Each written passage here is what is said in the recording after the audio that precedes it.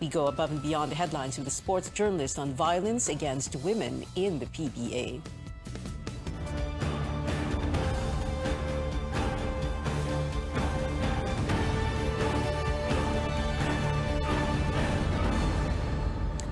Health Undersecretary Maria Rosario Vergere has been designated officer in charge of the Health Department as President Marcos looks for the next secretary of the agency. Press Secretary Trixie Cruz Angeles says Vergere's role could be extended if a new health chief will not have been named by July 31st. And OIC only has until the end of the month to perform his or her duties based on the President's first memorandum circular. But titignan po natin kung ano mangyayari during that time. Medyo speculative pa po kasi yun eh. President Marcos nominates a former administrator of the Light Rail Transit Authority, or LRTA, as general manager of the Philippine Charity Sweepstakes Office, or PCSO. The palace says Mel Robles has been credited as the only administrator who made the LRTA profitable. Robles is currently a businessman engaged in real estate. Up to 2 million families could be delisted from the government's Pantawid Pamilyang Pilipino program, or the 4Ps. Social Welfare Secretary Erwin Tulfo says some families no longer deserve to be part of the conditional cash transfer program. The agency is cleansing the list of 4Ps beneficiaries upon the order of President Marcos. As of the first quarter, 4.2 million households are active members. We have identified 1.3 families or household na nakalagay na sa non-poor section. Nakakatayo na yun sa sarili nilang mga paa. Tapos yung mga anak nila maaring nag-graduate na. We're still working another 600 pa. So baka umabot ito ng 2 million we have to delist kasi nga yung ibang problema hindi na namin makita kung saan sila. Yung iba naman ay ayaw kaming pagbuksan. A group of 4Ps beneficiaries questions the government's statement that many families under the program are not poor. The Samahan ng Nagkakaisang Pamilya ng Pantawid says households go through a lengthy process to prove they are qualified. Under the program, a family could get 500 to 1,400 pesos a month or up to 15,000 pesos a year. Budget Secretary Amena Pangandaman clarifies the proposed right-sizing in government does not necessarily mean a reduction of employees. Pangandaman says the government is looking at strengthening the requirements for agencies, though it has yet to pinpoint which offices will undergo right-sizing. A labor group has opposed the proposal, which could affect thousands of workers. It says this was opposite or opposed to President Marcos's campaign promise of filling up thousands of plantilla positions in government. Top-heavy ang government, di po ba? May secretary, may ilan na undersecretaries, may ilan na assistant secretaries, may ilan pa na mga consultants. Yun po muna siguro ang tingnan nila. Hindi kami na maliliit lang ng mga kawani sa manggagawa ng gobyerno. Ang right sizing po sinasabi niya eh. Hindi ang ibig sabihin nito ay dapat bawasan mo ang mga kawani. Ang right sizing, ang ibig sabihin niyan ay ilapat mo ang sapat na numero at yung kwalipikadong tao sa gobyerno para maging mas mahusay ang governance at delivery ng public service. Labor officials say they will carefully study the proposal. The budget chief said right-sizing will help the government save at least 14.8 billion pesos per year. Vice President and Education Secretary Sara Duterte remains firm about opening the upcoming school year in August, despite calls to suspend it. Preparations now underway for the return to face-to-face classes in November. Jason Nadalo has that and other education updates. All hands on deck as the Education Department pushes through with the opening of classes on August 22nd. Vice President and Education Secretary Sara Duterte says she is ready to hold dialogues with different groups, but the government could no longer delay the resumption of face-to-face classes to prevent learning loss. Hey mga bata, handa na po ba kayong pumasok sa ating classroom? Some 38,000 schools are expected to open in August, but VP Duterte is aware that not all can instantly shift to full face-to-face classes. The education chief adds schools have 3 options during the transition period until October 31st. They can immediately start a 5 days of in-person classes. Pangalawa is yung blended mode na meron silang distance learning at meron silang in-person classes. And ang pangatlo nila is a full online classes, which was a request coming from the private sector and approved by the President for a limited time. Duterte says the DepEd is also crafting a new directive to address classroom shortage. There is a backlog ng classroom construction and gumagawa kami ngayon ng department order na mag-streamline ng requests ng construction ng classroom. And since we're still in the middle of COVID-19 pandemic, the Vice President says health protocols will be observed but there will be no discrimination against the unvaccinated.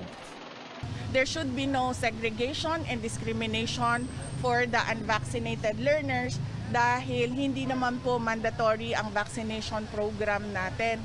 We don't see any problem with commingling sa loob ng mga eskwelahan dahil paglabas naman po nila sa eskwelahan ay naka-commingling po lahat ng vaccinated and unvaccinated natin sa mga bahay, sa mga malls, sa mga simbahan, sa public transportation. VP Duterte adds the DepEd order on the resumption of in-person classes will be applied regardless of the alert level status. The Vice President says that the review of the K-12 program is now underway, but she did not give any timeline on the results of their review or possible recommendations. Tristan Udalo, CNN Philippines. Most Filipinos were satisfied with the performance of former President Rodrigo Duterte. A survey by the social weather stations finds Duterte kept his satisfaction rating at what it calls a very good level 2 months before he bowed out of office. He earned a 5.point increase at 65 compared to the last quarter of 2021. 78% of respondents said they were satisfied with Duterte's performance, a 3-point rise from December last year. 13% were dissatisfied, 9% were undecided. The survey was conducted among 1,440 adults nationwide from April 19 to 27. Up next on Newsnight, the Bangko Sentral hikes interest rates as consumers grapple with rising prices, and PBA player Paul Desiderio denies abusing his former partner. We go above and beyond with sports journalist Siege Nantenko, only here on CNN Philippines.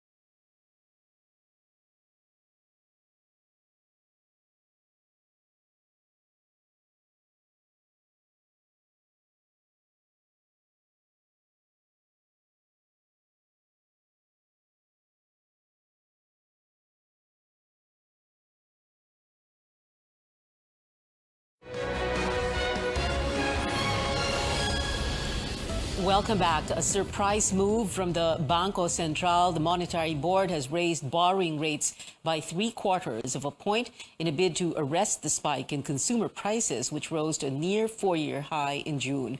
The hike was unscheduled as the next rate-setting meeting is supposedly 5 weeks from now. A significant further tightening of monetary policy was warranted by signs of sustained and broadening price pressures.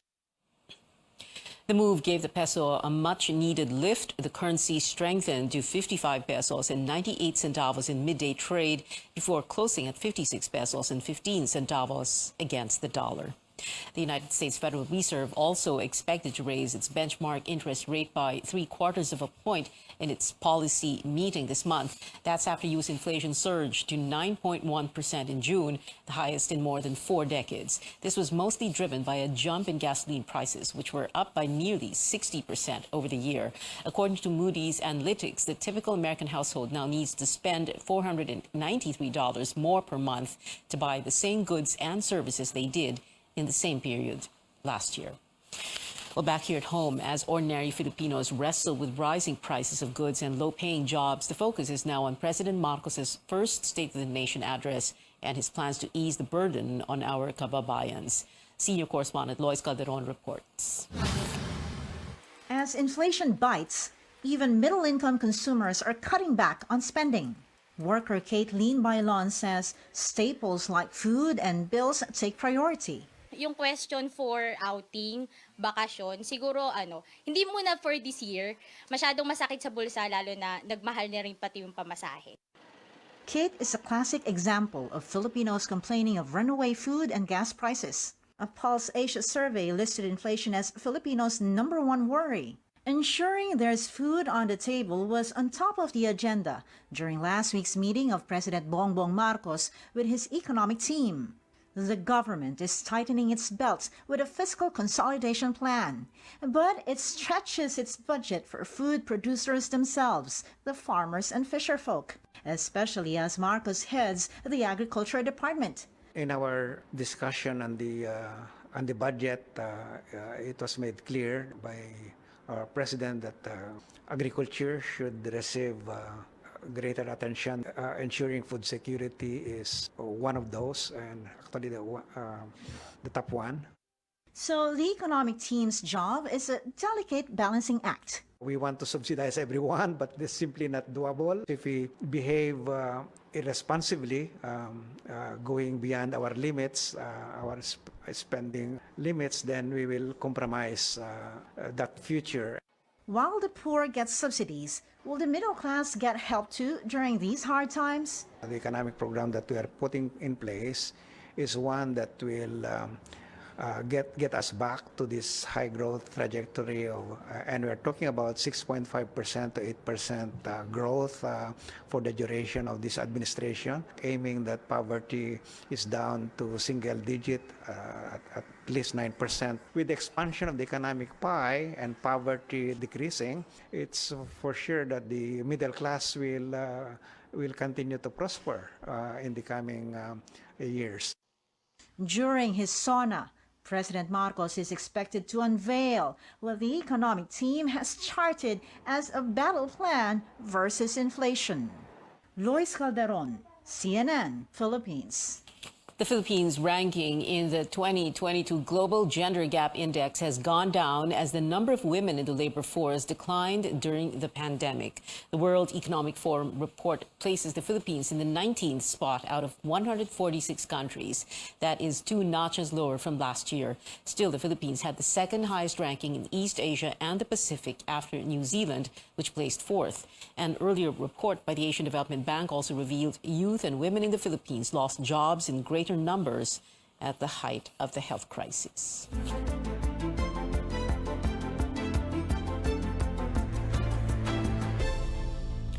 The health department in the Calabarzon region is looking to reopen national temporary treatment and monitoring facilities as it braces for a potential increase in COVID-19 cases. These facilities, located in Batangas province and the cities of Cabuyao and Calamba in Laguna, were also used as quarantine and isolation facilities during previous surges. Calabarzon recorded almost 170 COVID cases on Wednesday alone.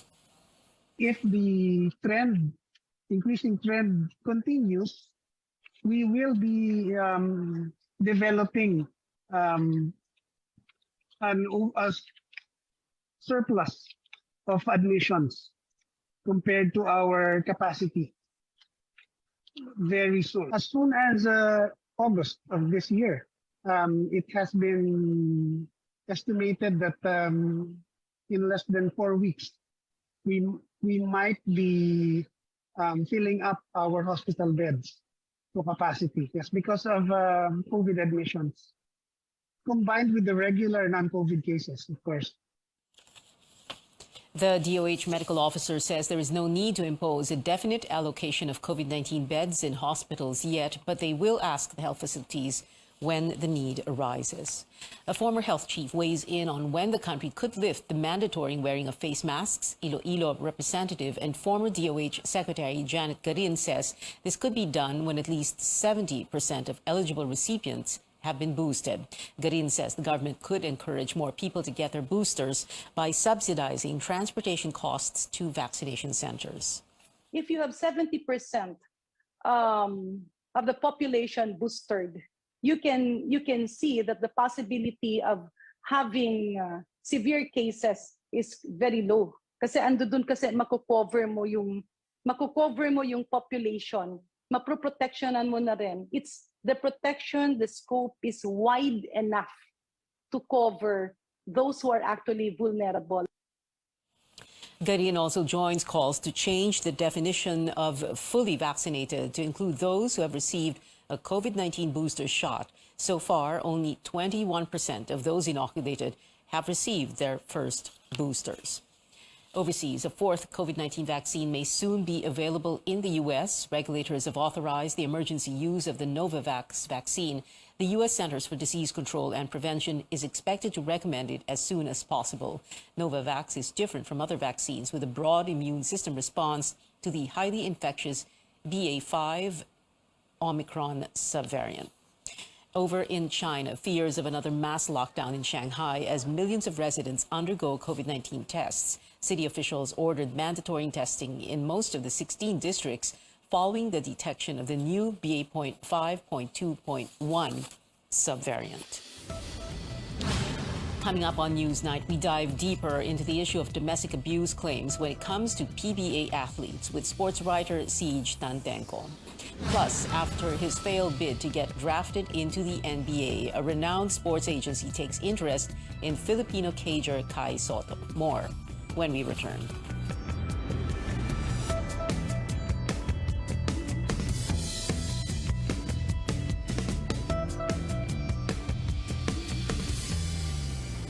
Tumagal tayo sa dilim, laman tayo ng nightlife.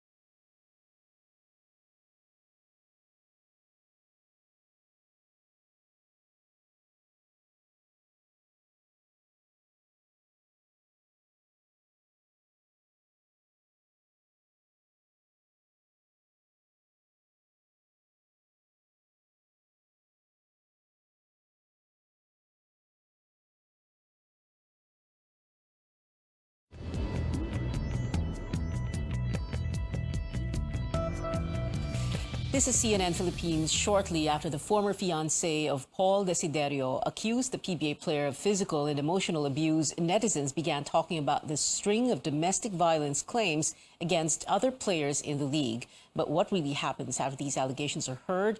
In a statement today, Desiderio denied abusing Agatha Uvero. We now go above and beyond the headlines with sports journalist and award-winning writer Siege Tantenko. Hi, Siege. Thank you very much for being with us tonight.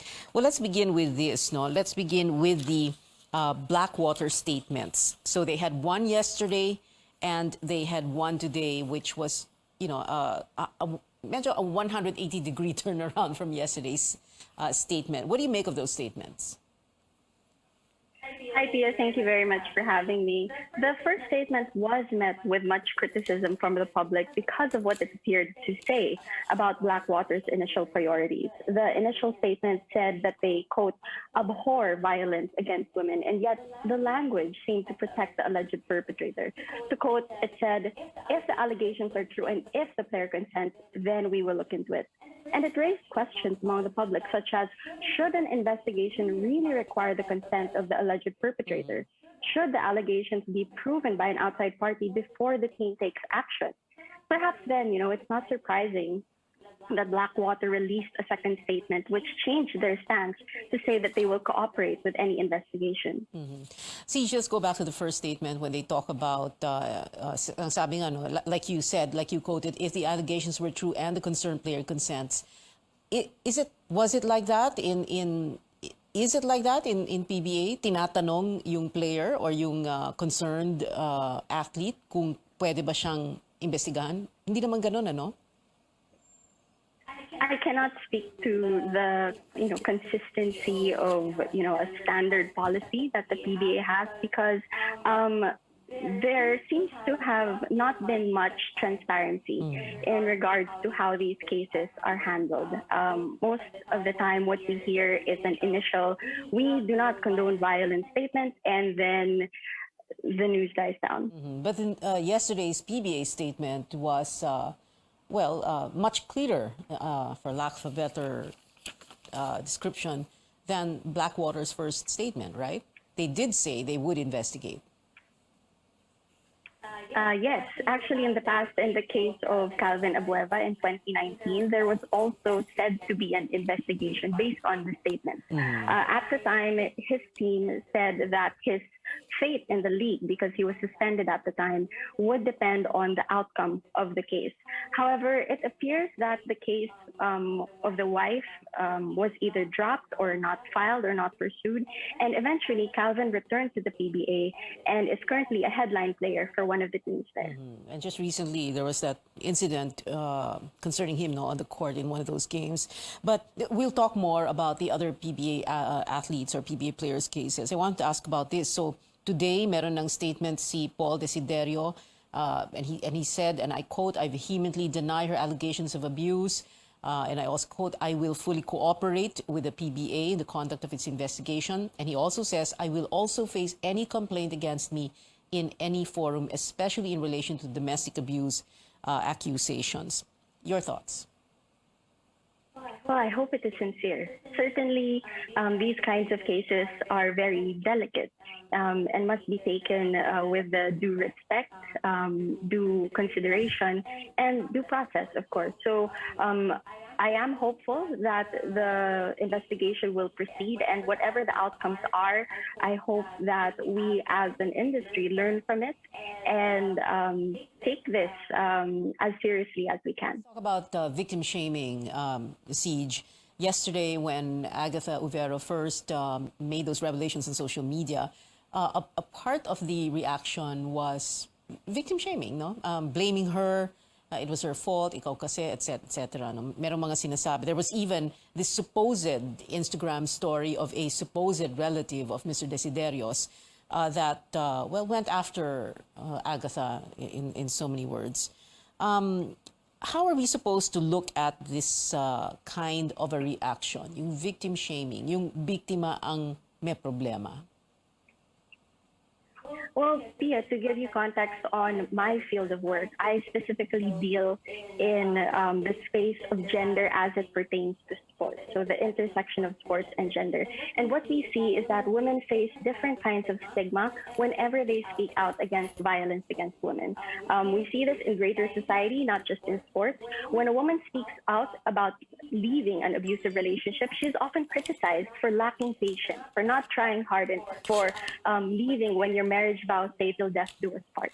But then when a woman endures for a very long time and then eventually leaves, she's also criticized for leaving and being told that, oh, why did you stay if you knew it was bad?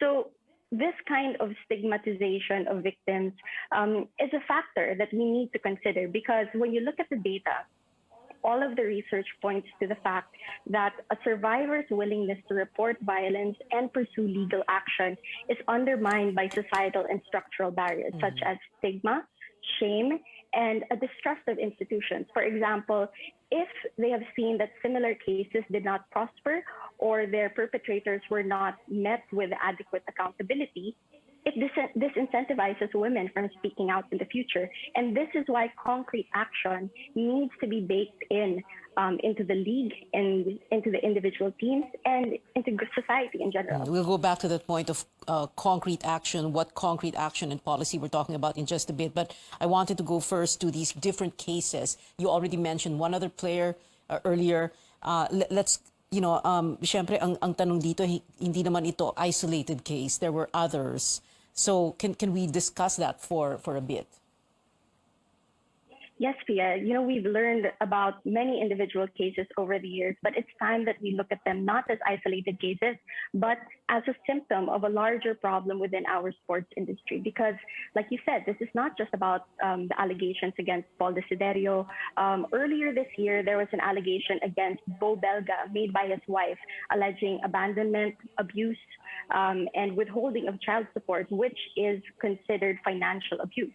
Last year, 2021, Gio Halalon was accused by his wife, Christina, of infidelity and what she called, quote, physical, mental, and emotional abuse. The year before that, Calvin Abueva, who I mentioned earlier, his wife took to social media and uploaded CCTV footage alleging abuse against herself and their children. And in 2018, Mac Cardona was arrested after stabbing his former live-in partner after she refused to get back into a relationship with him. So there have been public statements about this in the past, but ultimately, all of these players are still playing in the PBA, except for Mac Cardona, who has gone on to have a career in the MPBL. And this is not a new story. For older PBA fans, they might remember the retired player Paul Bong Alvarez, who was arrested in 2007 for assaulting his then wife, and later he was arrested again in 2017 for assaulting his girlfriend. So what we're seeing here is a pattern of behavior enabled by a culture and by structures within the sports industry that silence and sideline women's voices and concerns. Nagkataon pa, we had this 2.5 year lockdown. So and this is like the world over. If you have an abusive situation at home, it gets worse in a lockdown because you are locked in that home, right? Together. Yes, absolutely. This is supported by data from United Nations Women, and they show us that first, that gender-based violence is on the rise during lockdown because women spend more time with their abusers. There is no break time in which you go to work or your partner goes to work. You are at home 24/7. And furthermore, the data shows us that a key factor in this abuse is the exploitation of power imbalance within relationships. So, for example, studies done in America have shown that in domestic violence cases involving professional athletes, factors include the disproportionate amount of wealth, power, and fame. Well, let's go back to the Philippine setting. So kanina pinag-uusapan natin, hindi naman ito mga isolated cases. So can we say the opposite, that these are interconnected cases and that they have to do with a certain kind of culture, meaning the PBA culture or the sports industry culture? And corollary to that, what can you do? What can women who are in the PBA do? What have you already done? What are those little steps that you've taken to heal these issues in that culture? Well, it is a problem that is common in all male-dominated spaces, not just in our industry, but also in corporate settings that are male-dominated, in academic institutions that are male-dominated. There is a propensity for this kind of pattern to emerge. And in my limited capacity as a consultant for some PBA teams, I have encouraged my team to consider award-winning female athletes as their PBA muses, the hope being that we can present a more holistic image of what women in sports can be. However, this, again, is very limited, and real change really is only going to be possible through structural change, meaning changes in policies and their consistent implementation. So I want to take this, Pia, to an example in the NFL, because this shows us precedent. After a viral video in 2014, which showed the star player of the Ravens, that's Ray Rice, hitting his fiancée, the NFL has actually instituted preemptive training programs for players as well as team employees, and they've enforced stricter penalties against abusers. The team in question, Ravens, they also now have a policy to avoid drafting players with a history of abuse, and they've made donations to nonprofits that support survivors of violence.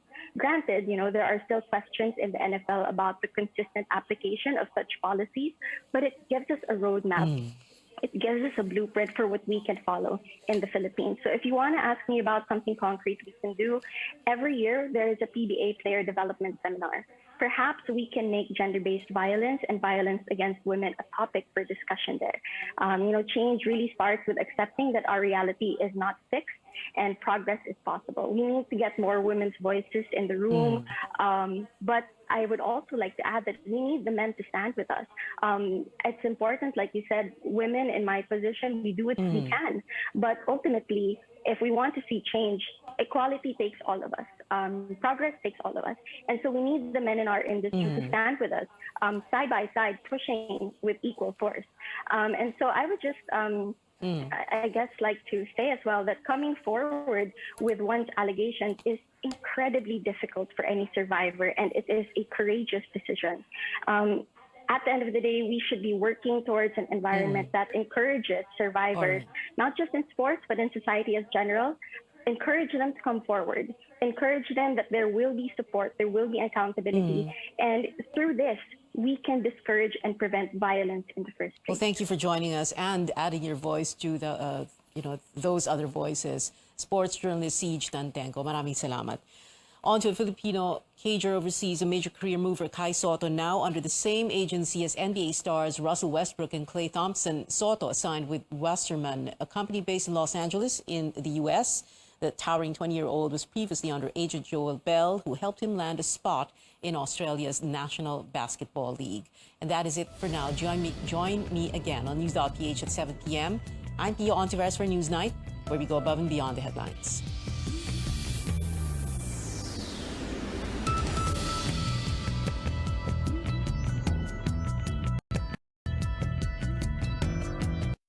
This program is brought to you by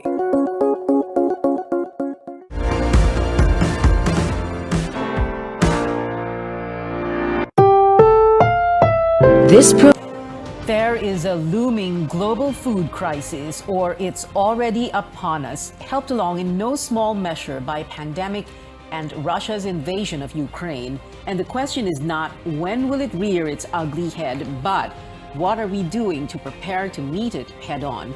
Food security is, after all, equal to national security, and the Marcos administration seems to understand that, given that the president-elect is handling the agriculture portfolio himself for the time being. Because how do you make sure that food is both accessible and affordable to all so that hunger doesn't turn into anger?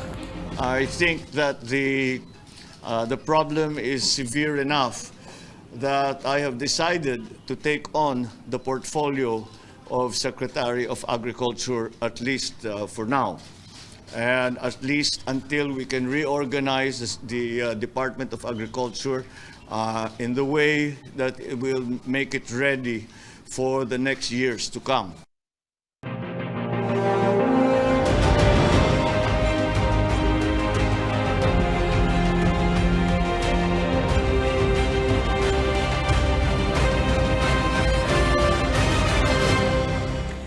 Good evening, I'm Pio Ontiveros. Welcome to your weekly political appointment fix, politics as usual. Our first guest joining us via Zoom is a lecturer from the Ateneo de Manila University Economics Department, Carlo Fermin Adriano. Carlo, good evening, and thank you very much for being with us tonight. Good evening, Pia. Yes, well, let's Good evening, begin Pia. with this. Thank you for having me here. Yes, so this is a, do we say that this is a looming food crisis, or is it really already upon us? It's already upon us. It's already here. And if I can just share my yes, my please do data. so. Yes, and you're going to discuss three main points with us now tonight, Carlo, and very Yes. quickly, what is the problem, the causes of the problem, and recommendations. So let's begin Yes. with what is the problem? Can you define it for us? So first, we have to separate the short-term problem and the long-term problem. So for the short-term, which is the immediate, there is a global food crisis right now, wherein the food price index of is higher than when you compare it during the 2008 and 2011-12 food crisis. Sorry, but I cannot share my screen. No, we're going to take care of that. You can go ahead with the points you want to make, and we're going to be showing your PowerPoint. Yeah, and then if you take a look at meat prices, even all of the agricultural commodities, they're going up, and they're higher than the 2008, 11, 12 years wherein we have global food crisis during those period. And then the long-term problem is really the underdevelopment of the agriculture, fishery, and forestry sector. And because of this underdevelopment, we have low productivity, and this have two major socio-economic impacts, negative socio-economic impacts. One is the high poverty incidence in the agriculture households, and the other one is soaring domestic food prices. All right. You're referring to the screen, the particular slide, which is entitled The Underdevelopment of the AFF. AFF meaning, of course, agriculture, forestry, and fishery, contributing to high domestic food prices. And the average share of food and non-alcoholic beverages to inflation is 43% from year 2000 to 2021. And if we look at the years, so year 2000 to 2021, 22 years in the making na ito. So this is not like, it just surprised us now, it just turned the corner and biglang nandiyan. This has been going on. This is a problem that has been in the making for more than 2 decades. Yes, that's correct. Again, 43%, and let me point it out that food and non-alcoholic beverages is just 1 out of the 11 baskets in the computation of inflation. Just take note, only 1, and its contribution is already 43%. Okay. Yes. Yeah. Earlier, you were referring to this agriculture, forestry, and fishing sector as growing by only 2.5%, and its contribution to GDP was only 0.3%. Again, within that same time period, 2001 to 2021. Yes. Basically, if you take a look at average growth rates of the 3 major sectors, these 3 sectors are the agriculture, industry, and service. For AFF, it only grew by 2.5%.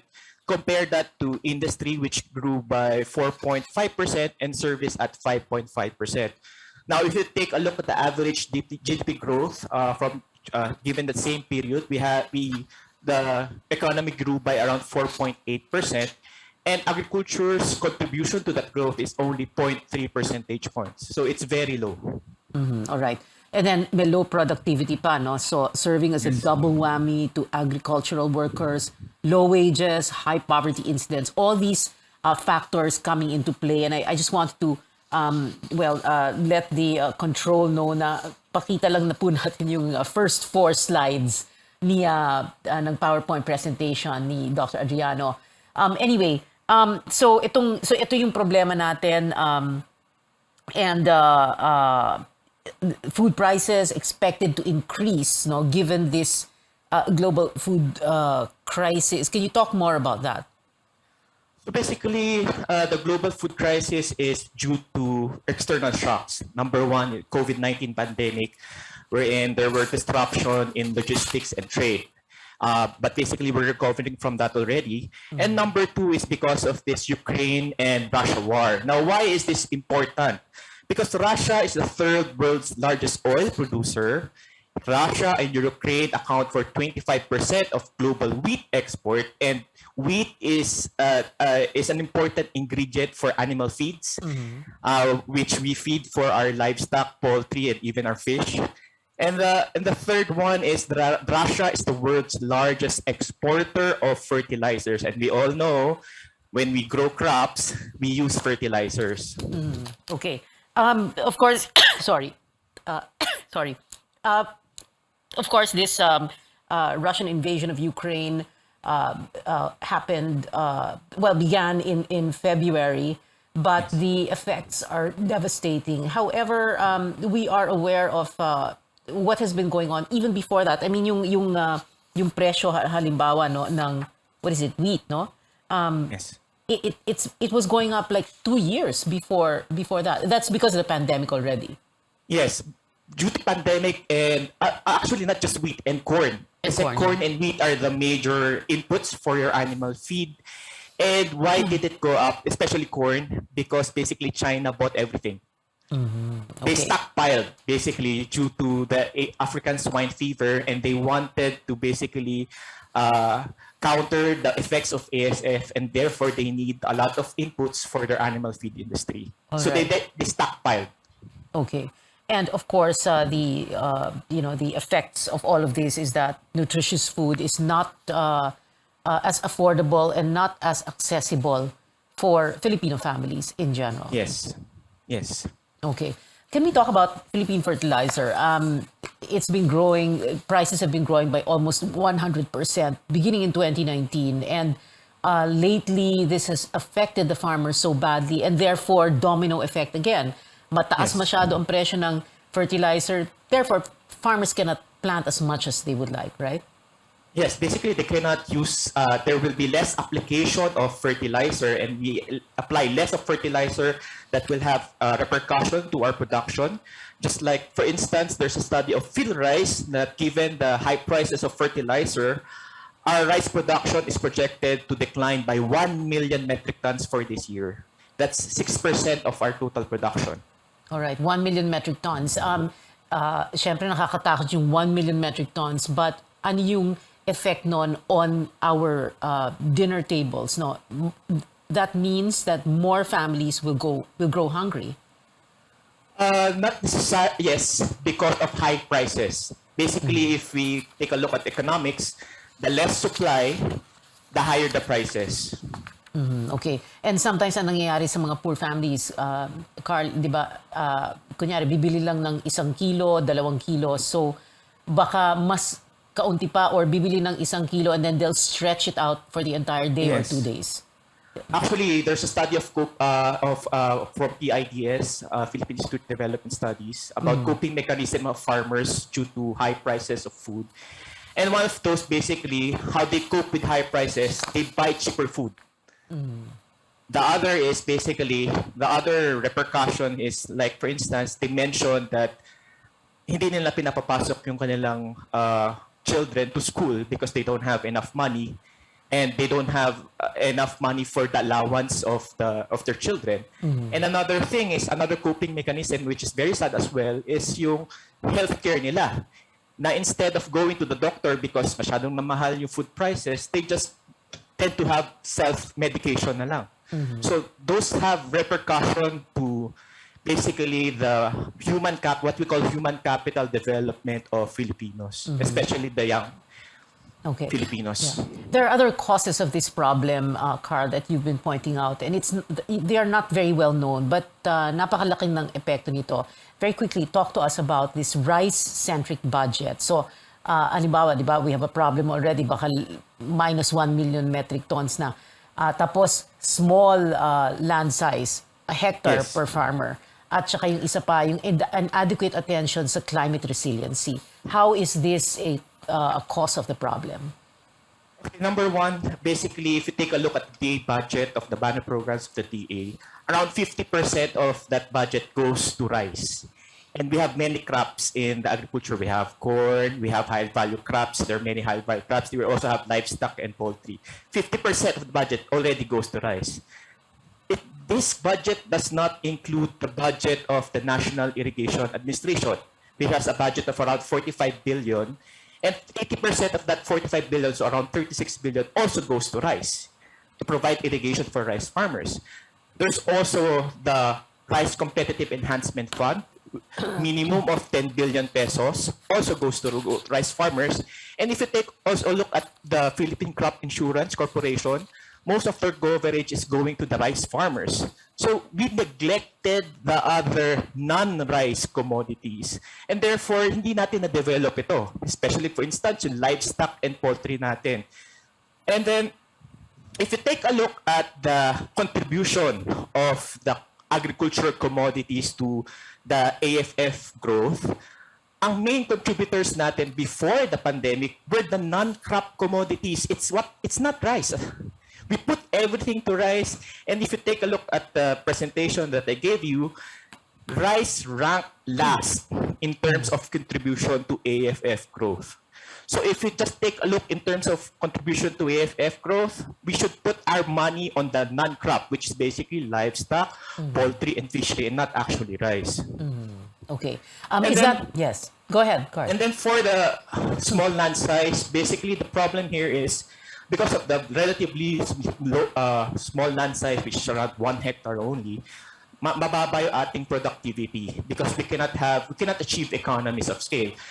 Like, for instance, yung mga farm mechanization program, you won't be able to use it efficiently if it's only for less than 1 hectare of land.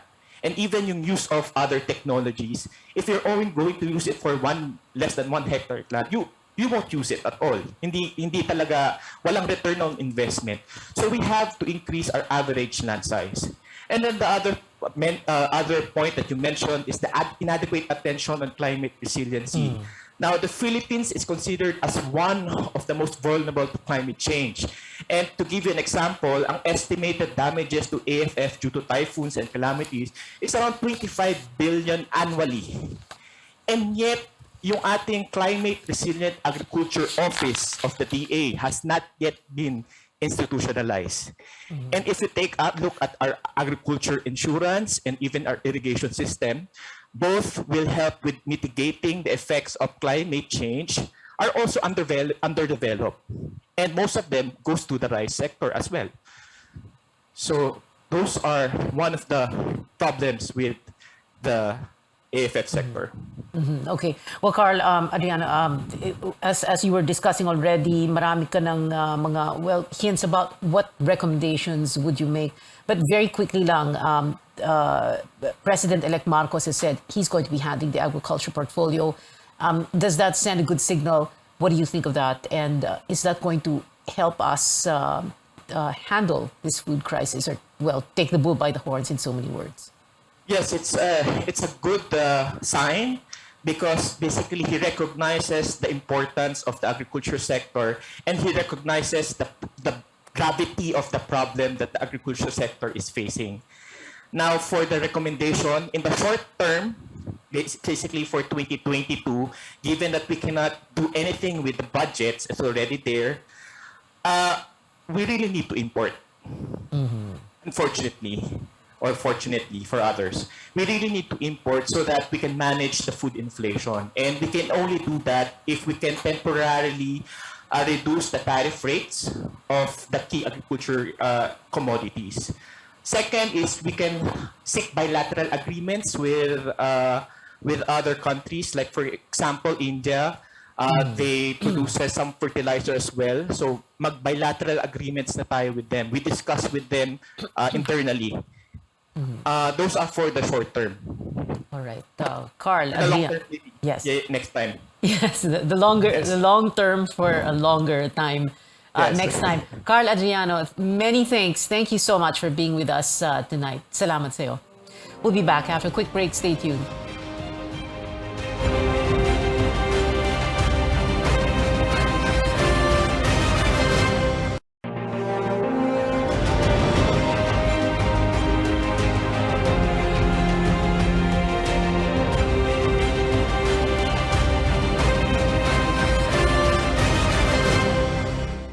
We are not setting aside the military component of national security, the ones which we are used to talking about, but I think we should bring it nearer to the individual, because at bottom, national security is your security as an individual. These are all the things that affect the daily acts of living. Hindi ba yun ang katiwasayan ng kalooban mo? Of course, matiwasay ang kalooban mo na walang gerang mangyayari dyan sa contested South China Sea. But this is so distant from your day-to-day life. I'm not saying it's not important, but what is most important is your life, everyday life. And that is the component of human security. Well, as Clarita Carlos was saying, your life, your everyday life, and she is talking about food security. Let's continue this discussion on the looming, as Carl Adriano was saying, it's not a looming food crisis. It is here with us now with our second guest, agricultural economist Roel Briones. Hi, Roel. Good evening, and thank you very much for joining us. So it is, you agree with that, no? It is a the food crisis is already upon us. Hindi ito looming crisis. It's here. Yes, good evening, PI. Of course, it is already here and we're already feeling it. In fact, aside from all of these developments in Ukraine, even from last 2 years, the meat supply of the country has suffered dramatic loss from another source, the African swine fever, which Professor Carl Adriano already mentioned. Okay, so you would say, how would you, Roel, define the problem? Can we take the bull by the horns and define? Can you define it for us? Of course, this is basically the problem of a poor country, right? So in the final analysis, the country suffers from perennial shocks to its food security because it is poor. If you look at a country like Singapore, with almost no local production, but because of its wealth and its income, it is rated by the Economist Intelligence Unit as the most food secure country in the world. So in the long run, the solution to this is to have, for the average Filipino to have sufficient purchasing power that despite these swings in food prices, somehow kakayanin ang budget. Now, we're not yet in that position, but we can certainly put in some measures that will move us towards a more resilient kind of food consumption track. And what are these measures? Una-una yung food supply, no? So Ferdinand Marcos Jr. Is now sitting, will soon sit as Secretary of Agriculture, which is a very salutary development. I agree with most analysts about that.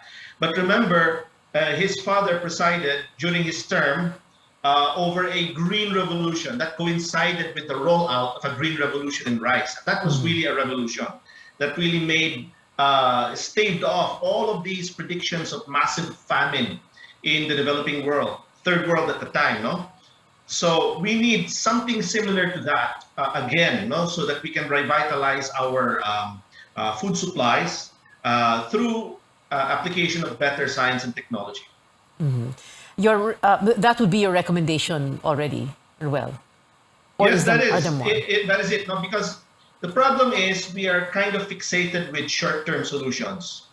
That's fine, except now, unlike before, we have a much narrower fiscal space. A lot of these short-term solutions, they're very costly.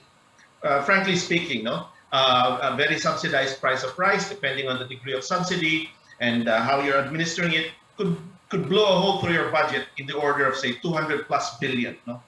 Depending, which we can hardly afford now. But what we can certainly afford is like boosting R&D in our agricultural sector, especially those with promising income-generating opportunities for our farmers, because ironically, our food producers are the ones who are bearing the brunt of this food insecurity. Now, of course, we tend to be distracted by the need for very short-term solutions, no? But the fact of the matter is we have postponed too long the need to undertake long-term solutions. The sooner we can do it, the better, and we'll be in a better position to face the next crisis, because it will come. Okay, no question about that. Roel, we've heard so many success stories of small farmer groups, small farmers, no, and kung ano yung mga best practices.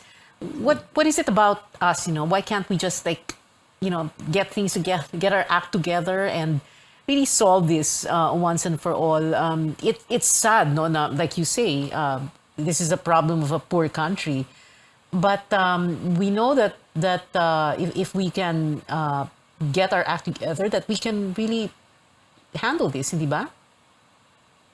I think one of the big problems is we have attributed much of the problem to a mistaken villain. So many of the actors think that market forces are at the root of the problem, when in fact it's not. No, market forces are actually one of the solutions out of the problem.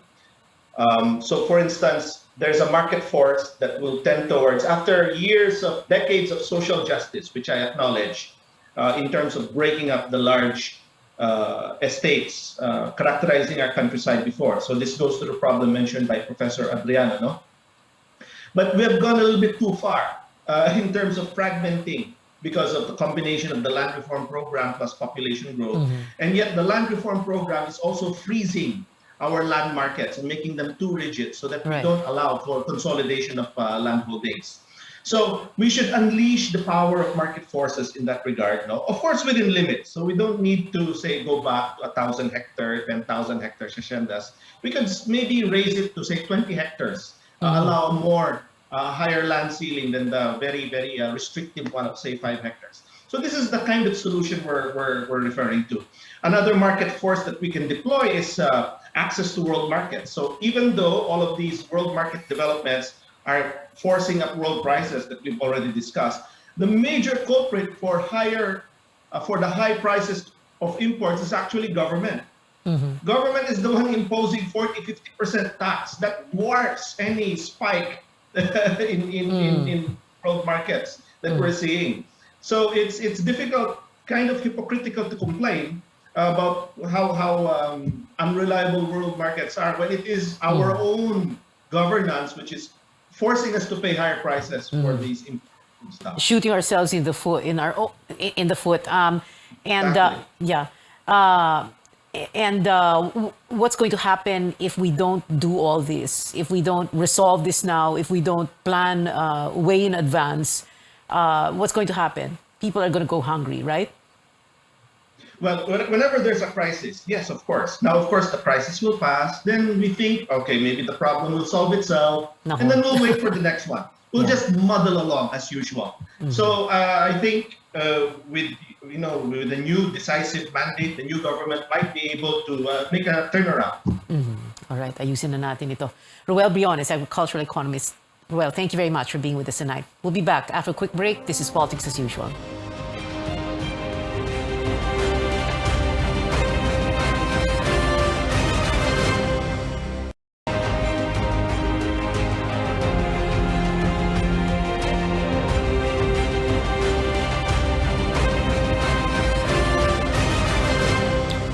We're still with Politics as Usual, your weekly political appointment fix. I'm Pio Ontiveros. We are on our final stretch. Joining me now is the officer in charge of the Nutrition Surveillance Division of the National Nutrition Council, Ellen Ruth Abella. We're talking about nutrition because when people are hungry, nutrition flies out the window.